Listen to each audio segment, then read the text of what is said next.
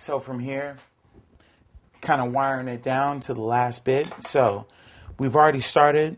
We have a nice white palette right there. To me, this is like an artist's dream because you have just a plethora of different colors that are about to transform into some food artist work. So that right there.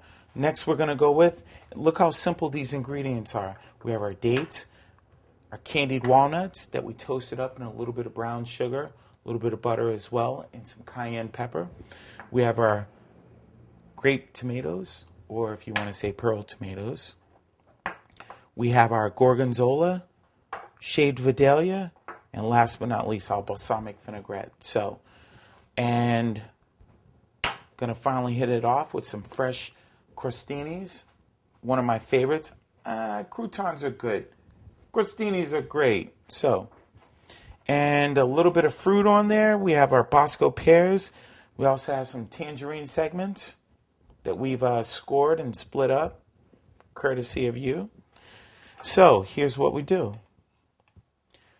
We're gonna go with 3 pears or flans on that end.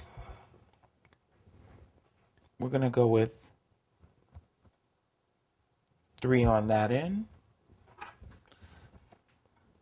little bit of orange segments up in there. Now, if you notice, you see how our color is starting to build up. We went from the green to the orange. Now to the pears. Pop some cherry tomatoes in there. One. I always want to stretch our profile. And I think that's good. We're going to take some of our shaved Vidalia onions. Kind of pop those on there. I'm a huge onion man. Sauteed, fried, you name it, I claim it. A little bit of these candy dates we're going to break apart because these get super sticky and these date back to ancient times. So very healthy, a lot of history behind them as well. So pay attention.